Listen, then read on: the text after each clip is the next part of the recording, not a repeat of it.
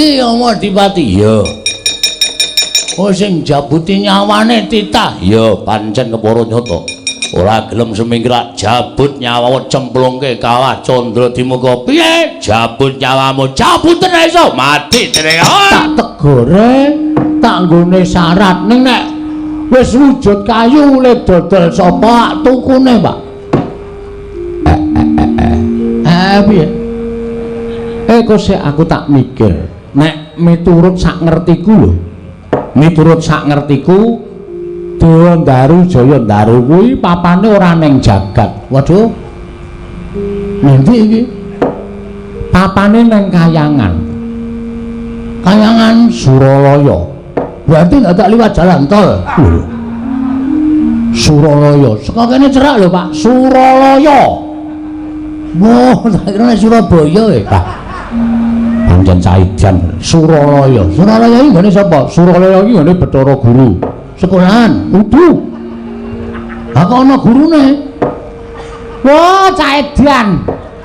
Aku nganti jagongan rasane ra betah aku. Suralaya ki papan pelenggane Bathara Guru. Nah, guru iki lenggane ning Suralaya.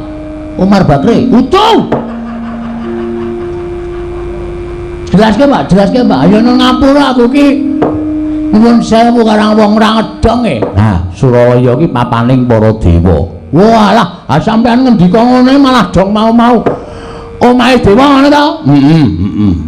Omahe dewa. Lah, sing mapan ning kono kuwi jenenge Bathara Guru kuwi dewaning para dewa. Nek arep nyuwun pewujudan ning mapan ana ing Kayangan ki kudu dipalilaing Bathara Guru. Lah nek kowe arep njaluk Dewa Ndaru karo Jaya Ndaru mau, kowe nyuwun dipalilah karo Bathara Guru. Wo. Carane munggah ning Kayangan, munggah liwat Andorante. Weh. Andorante endi gone? Ah, kuwi papane ana ning sak caketing Gunung Himalaya. Iya.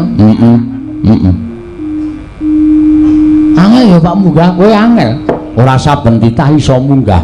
Sing jeneng kulino munggah ana ing Andorante, ana ing repat kepanasan tu muni mlebu ana ing Kori Sela Matanggep. Kuwi Ndaramu Janaka. Waduh, aning Ndara Janaka tak suwune pambiyantu munggah ning Kayangan mesti ora kersa. Ha mestine ora gelem. Wong kuwi wigatimu sing diperlu kowe kok dadak utusan Ndaramu Janaka. Nek kowe duwe niat ya apa sing dadi syarat ceranane digoleki, digayuh. Aning aku ora mungkin munggah ning Kayangan, Pak. Aku mesti bingung. Kayangan ki nggone sapa wae? Werna-werna. Ana swarga Maruta, swarga Dahana, lho. Kaca Ngerang. Lan sak piturute kuwi Kayangan pirang-pirang. Ha, kuwi kena aku keblasuk piye? Oh, monggo nek ana to Kayangane Bathara sing tukang jabut nyawa iso, Pak? Ya Adipati. Nah, aku munggah ning Kayangan dodok-dodok Kori sing metu ya Adipati jabut nyawaku aku mati. Oh. Ada? Ki si Iwan piye? Ayo. Lah terus, ha iki ngene. Mula aku mau ora nembung karo bapak ora njaluk Prabaya, ora njaluk apa-apa. Ning saiki aku njaluk sak biyantune Bapak Semar. Aku mbok kon ngopo? Cerita sing wis sumebar ning jagat bapak iki jane dewa. Ha to? Nek ora kleru sampean ki titisane Sang Hyang Ismangun. Oh cangkeme ngawur to. Ismaya. Ismaya. Kuwi kakangne Bathara Guru. Lah, kene kowe paham, ngerti wae. Mergo aku maca setengah percaya setengah ora. Semar kok titis dewa. Nek titis dewa ora bakal uripe Semar kepenak utawa ora bakal uripe Semar sengsara. Ning mesti kepenak. Ning seprene kowe iki ya mengkere terus. Apa ya bener kowe titis dewa? Percaya kena ora kena. Kowe lah kaya majalah. Percaya kena ora kena. Aku ora nganggep awakku titis dewa. Dene ana sing nyebut kaya ngono, monggo wae. Gandeng aku percaya karo bapak, mula bapak tak suwun dina iki iso ora iso ngrawuhake Bathara Guru kuwi mau. Nek wis tekan kene, nyuwun Dewa Ndaru Jaya Ndaru. Nek Bathara Guru ora entuk, sampean kakangne adine ora ngeneke Jayandaru Dewandaru ngamuk nang kayangan Pak. Wah, jian. Bocah nek duwe kekarepan kok sak penake dhewe. Nggih, setuju ra? Nek pancen Bathara Guru pun njaluk tumbal, sing ditumbalke kowe ya nang wis antil mencelat ora. Ana menungsa kakange arep ditumbalke. Ngono lho. Wis, Pak. Please. Bagong ngomongane jan. Ayo karang sampai sawung roiwan iki aku. Omong aku dadi rada modern.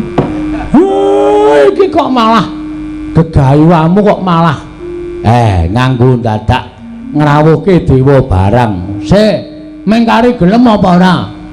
Nek bapak ora kersa, ya wis ora masalah, aku ora meksa. Nek nganti aku wani karo bapak ki kaya ngapa dosa sing tak sandang wong aku ki anak kok wani meksa karo wong tuwa. Ha ta? Ning bapak tak anggap ora tresna karo aku. Gegaweanku sing wis menteng-menteng kaya ngene mandeg ming perkara sampean. Wis. Dadi nek sampean ora ngrawuhke Bathara Guru ning pedukuhan kene iki wiwit dina iki coret akte kelahiran. Aku mau dadi anake Semar. Aktemu semprene rung dadi. Ora tok urus kok jenengan. Men aku ora entuk warisan to. Pancen setan lan. Nek bapak setuju saguh Bathara Guru rawuh tekan kene, aku matur nuwun. Nek bapak engko ora gelem nembung, aku sing nembung, ora usah kuwatir. Aku sing nembung langsung karo Bathara Guru. Nek Bathara Guru maringake matur nuwun, nek ora bapak sing ngamuk. Lho. Piye to iki kok mulet iki? Sing nembung kono kok sing ngamuk aku. Aku nek kon ngamuk aneh apa? Emoh. Aku wegah nek kon ngamuk, mula bapak sing kudu ngamuk.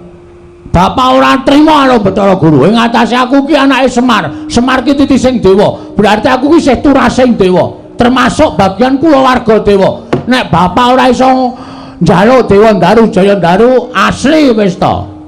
Tak suwun bapak ngamuk. Ngono wae wis. Wis ora wis cakat-cakat iki wektune mepet e. Apa perlune gawe wis? Piye nala gareng? Mas turuti wae Pak, turuti. Engko perkara Bathara Guru ki ngidini apa ora? Wis kuwi perkarane Bagong. Batruk piye? Pun mang turuti mawon, Pak. Bagong nek wis ngono kuwi wis mripate abang ngono kuwi wis medeni. Ora apal karo laga-lagane Bagong kok kowe, Pak. Anak pirang-pirang tahun kok ora tau ngapalke lagane. Mataku abang. Cangkemku le omong cerewet ngene iki. Iki ora didepi sego ora mari aku, Pak. Ngandel ora mengelih ta ora. Ya wis piye? Aku sing arep nyeluk Bathara Guru. Nyeluk ya apa? Semarok kata-katane nyeluk. Aku sing arep ngrawuhake Bathara Guru. Wah, matur nuwun, Pak. Wah, pancen bapakku tenan kowe. Engko nek kira-kira Bathara Guru tekan kene disuwuni ngampil Dewandaru Jayandaru ora ngeparengake bapak nesu ya. Ya engko aku tak nesu. Ning aku ki nek ora dilarani ora iso nesu. Engko gajul. Wis asa kuwatir engko langsung tak gajul saka mburi bapak men nesu. Ya wis engko ndak kowe cerewet bae. Ora rampung-rampung perkarane coba. Aku tak matek aji pameling. Piye maksude ngundang Bathara Guru? Nggih. Ora dorame lho, Reng. Truk. Bapak arep matek aji pameling. Ya, mengko Bathara Guru bek rawuh, bek lega pikirmu. Bathara Guru ya rawuh lega piro. Heeh. Kowe kono dolan sik, Man? Nggih, Pak. Kok suarane kaya aku, Truk? Ayo mbok ya. Wis mulak-malik suarane. Engko gek kowe urun, Reng. Kok antil dasmu modar ora. Kok aku ya curiga e. Ngerti-ngerti kok suarane kaya kowe. Wah, jan tratapane. Gawe, Pak, gawe, Pak. Ya, kowe meneng ora gambleh wae. Iki wis arep wiwit semedi kok malah ngomong wae. Ya wis gak semedi, Mir. Manik Maya. Badararja sak praptamu Bathara Guru. Mastu nama Sidam Sekaring Bawuna Langgeng Kakang Semar. Tansah winantu ing suka Basuki Sowan kula Niskala. Kepareng kula ngaturaken pudya pangastawanipun ingkang rayi kunjuk. Ya tak tampa. Pangestuku tampanana ya Guru, kula pundhingga jimat paripih ndayanana ing kasantosan Kakang Ismaya. Pukulun kula ngaturaken sembah pangabekti kula kunjuk pukulun. Ya nala garing ulun lomba. Akarya bombong tias ulun ora liwat pangestu ulun tampanana. Kula pundhingga jimat paripih ndayanana ing kasantosan. Dipun sekecaken anggenipun lenggah pukulun. Ya garing kaya wis ora kurang prayoga.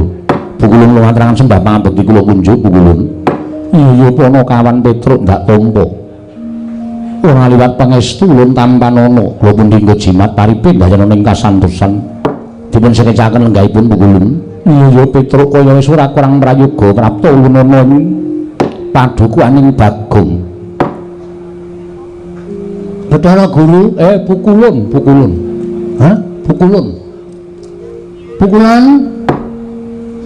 Pukulun, ora pukulan. Mukul raimu iki apa piye? Pukulan kula ngaturaken sembah mabekti kula kunjuk pukulun. Iya Bagong ulun tampa.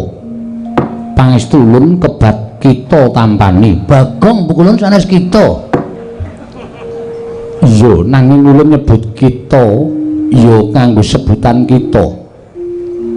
Kita piye maksude? Kula ngaturaken bekti kula kunjuk. Iya wis ulun tampa. Pangestu ulun kita tampani. Oh, ditampani bareng-bareng. Kita. Wah, ya wis sak goblok. Kita ki kowe. Aku kita. Nek aku ki ulun. Sing positif aku ki ulun apa kita? Kok kowe muni kita ki kowe ulun ni aku ki ulun apa kita? Ulun lamun nyebut kita, kuwi kita. Wah, iki modi ora kowe. Iki suwe lho engko tenan. Nek ora paham angel iki. Ulun nyebut pribadi ulun kuwi ulun. Oh, ngoten. Iya. Dadi lamun ulun nyebut kowe kita. Kula niku kita. Iya. Lamun aku ulun. Oh, nggih, pukulun kula tampi wonten asta kita.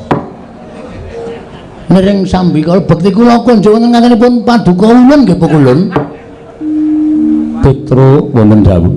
Piye Petruk cemplungke kawah candha di muka mawon. Sampeyan cemplungke kawah kowe kuwi. Yo, dadak nganggo klambi renang ora. Padha kaya nggonku kuwi kawah candha di muka iki papan neraka lho, Gong. Weh, ya aja. Aku mati kok. Bagong pangestu ulun tampanana. Kebat kula tampani. Nering sambikala dipun sekecaken anggenjengan diwa lenggah. Pukulun, iya Bagong kaya wis ora kurang kepenak. Mekaten inggih. Apa to sababe dene ulun karawuhake ana ing padukuhan papan dunung kita Bagong. Wekdal sacepakipun kula aturaken dhateng Kakang Semar, Bapak Semar. Mir. Wis gak omong, Mir. Oh, kowe mundur. Siap. Aku tak omong karo Bathara Guru, kowe ora usah dadak melu-melu omong mengko ndak malah Bathara Guru kagol atine ora maringake apa sing mbok suwun. Nggih, Pak. Guru wonten dawuh Kakang. Oh, sing gedhe pangapuramu yen to aku ngrawuhke kowe ya. Ya senajan aku kuwi tata lair ta batin, aku dulurmu tuwa. Ning aku ora duwe wenang ngrawuhake dewaning para dewa. Jering mangreh para Jawata kuwi adiku Manik Moyo. Mboten dados menapa Kakang Semar. Menawi jengandika Kakang betah kelawan ingkang rayi, kula tartemtu namung sumadya ndederek dhateng ngersa paduka Kakang Badranaya. Ya, matur nuwun. Ha iki ngene. Rawuhmu ning omahe Bagong, lan aku saiki mapan ana ing kene iki, jane aku rak ming nampa penangise anakku lanang Bagong to. Lho. Nampi penangisipun Bagong sababipun menapa? Bagong kuwi duwe gegayuhan. Ya kuwi bakal mbangun papan ana ing kene iki dadi papan sarana nggone para kawula. Bisa makarya lan entuk pangupabuga. Ning jarene Bagong kuwi ngimpi, impene Bagong supaya rancak nggone padha mbangun iki mengko kudu nganggo srana ora ketang sithik ya kuwi kayu Dewandaru lan kayu Jayandaru. Mongko mapane eneng kayangan. Nah, mula tumuli aku ditangisi dening anakku lanang Bagong, gandeng aku kuwi disebut Kakangmu Bathara Guru, aku Sang Hyang Ismaya. Mesti wae aku iso ngrawuhake marang Manikmaya. Tumuli aku ngrawuhke marang adikku Manikmaya ning Pringapus kene ingkang wigati. Mbok ana mulunging atimu karo anakku Bagong.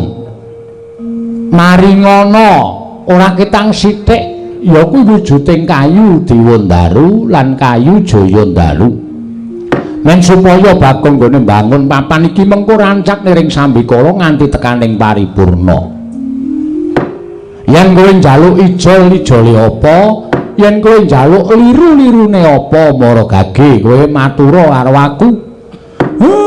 Yen jeneng aku wong tuwa ora tetembungan anak polah bapa kudu kepradah.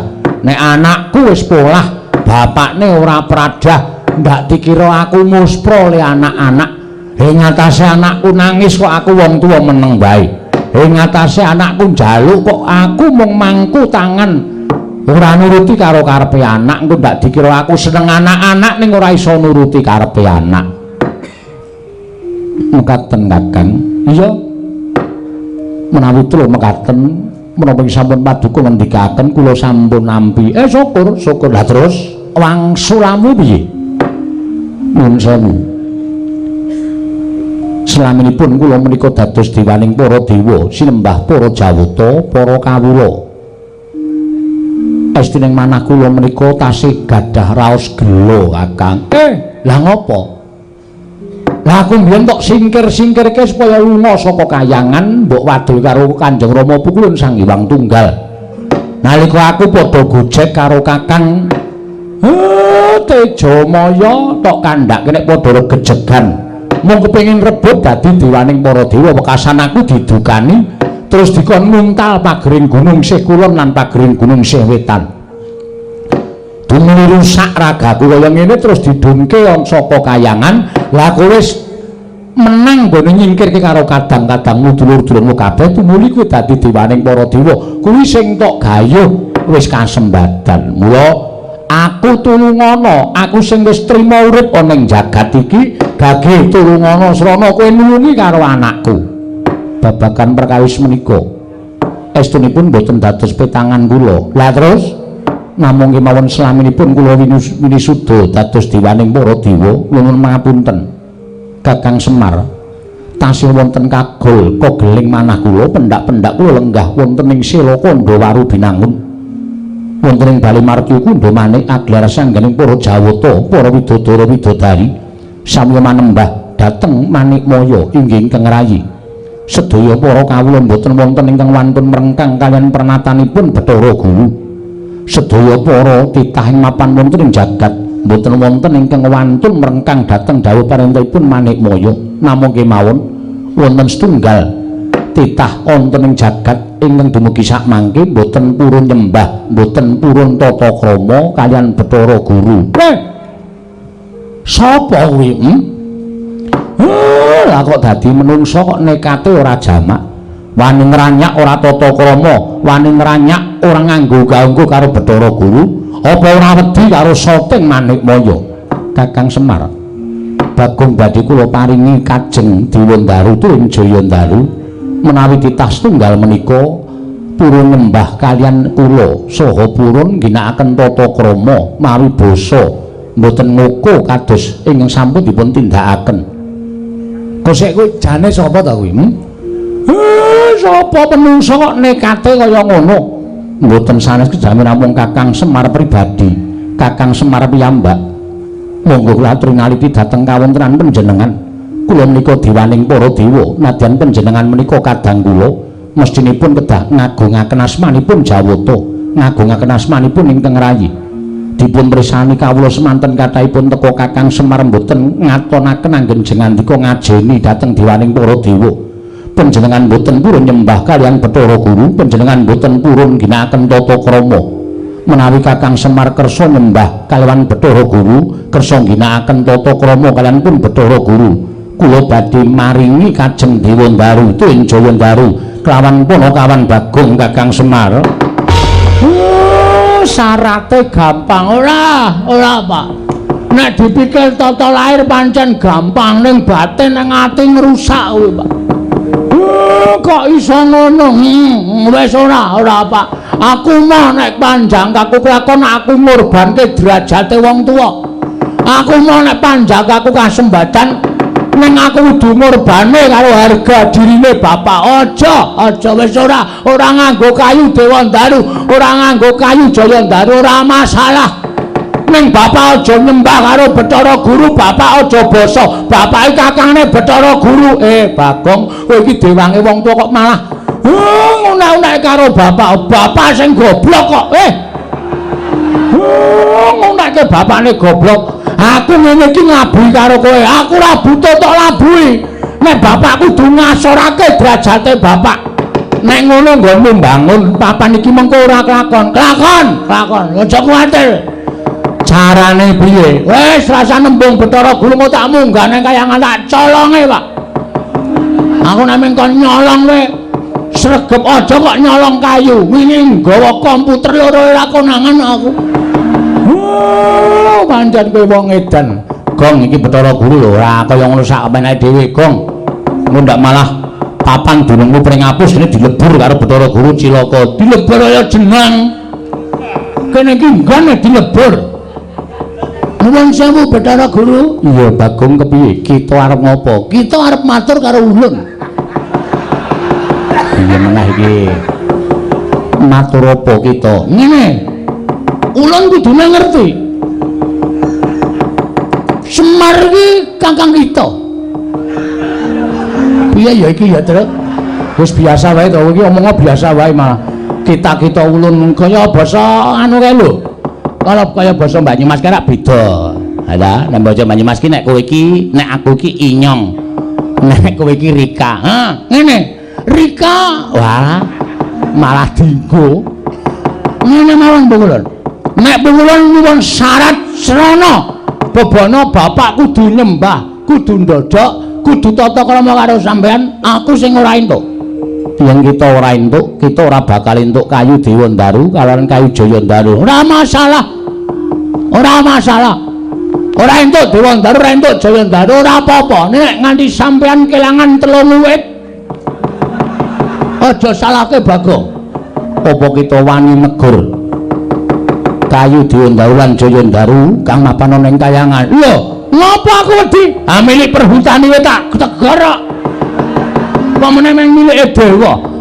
Tak colong aku cah nekat Bagong wis to aku ndak dadi perkara. Iki nek ora dadake perkara ora tekan esuk, Mir. Cah kok ngeyel ora jamak-jamak ora. Wis kowe santai wae, kowe meneng. Kita arep apa? Kula mboten sarujuk, kula mboten mathuk. Wani wonten jawab. Siap-siap. Omong mbokmu. Aku arep perang karo dewa. Nggih, Pak, ngestaken dawuh. Yen pamit, Pak. Lho, tereng padha suaramu tereng. Wah, ora caturan ora. Nek sampeyan ajeng njaluk bapak supaya tata krama aku sing ra entuk. Lho, yen ngono kita wani karo dewa. Apa kita ora wedi kelawan para Jawata? Nuwun sewu. Kula niku dadi wong ora ana sing tak wedeni. Bagong ki landhesane siji, bener. Kula garis bawahi aku kuwi wong bener. Wis. Aja kok sampean. Wis. Kerubutan para dewa ora bakal aku wedi. Kita bakal ulun banjut. Kita bakal ulun banjut. Banjut iki wae, Pak. Banjut ki dipateni. Arep dipateni kok? Iya. Kita ulun banjut ulun cemplungake ning Kawah Candra-Dimuka. Ora masalah. Gong, Kawah Candra-Dimuka nggone para wong-wong jahat. Lho, aku kan wis pantes mangkon ning kono. Aku kan ya wong jahat. Ada? Mboten apa-apa. Nek sampeyan iso mateni kula, ning carane sapi mang jagal sik pukulan. Mang jagal sik. Nek kula wis iso jagal arep bleh sakarmu, arep keleti sakarmu, arep tongseng sakarmu. Ning Bagong ki menungsa. Tak semut sirahmu sisan. Ana wong lagi omongan tok ae. Engko nek njaluk lagu-lagu ki engko. Lane wis bengah-bengah ora. Sampenake dhewe. Nek sampean aja ngasorke derajate bapak kula ora trima. Bagong kita wani hempan jangan sing tawon dene apamu gong wah jan bocah iki wis iki nek dadi apa-apa piye reng rasa cerewet iki sar dadi ndak ora gek metu-metu kowe iki aja omong wae nek ditinggal omong ora metu-metu mulai bocah mulai iki maksudnya Bathara Guru gen metu njaba men nesu terus gelut terus apa perlune terus lakone diterusi kok men ae tegese kita wani karo kadewatan sing kula wedani namane pokoke Semar wong atuamu kudu basa kudu nyembah kawan ulun paringi syarat ing butuhake mboten nek kudu Semar basa karo sampean Semar kudu nyembah karo sampean kula ora entuk syarat ora apa-apa ning kok baline sampean ora menengke dewa daru jaya daru rawe antas malang tapuntung kita wani karo panjenengan ulun sing tak wedeni apamu ayo ning di papan wong meter kadidayang dikrubut para dewa cemplungan ing kawah candra dimuka siap ayo ora bakal aku wedi rupak wani jembar wani sakjane terus aku kon piye ambo piye to cah iki aku mau bingung to cah iki Bathara Guru piye gong wis rasa do kuwatir rasa do bingung santai tak tandangane waduh dewa lho gong yo ngapa nek dewa nek pakartine elek wajib diwaneni terus oh nek cara aku ngono sapa wae sing lungguh ning apa jenenge papan sing dhuwur dhewe nek pancen salah wajib diwaneni ora usah kuwatir Pak wis mati tak wujudane ngono ya wis men ngapa aku urip ya men doyak-oyak mendring kok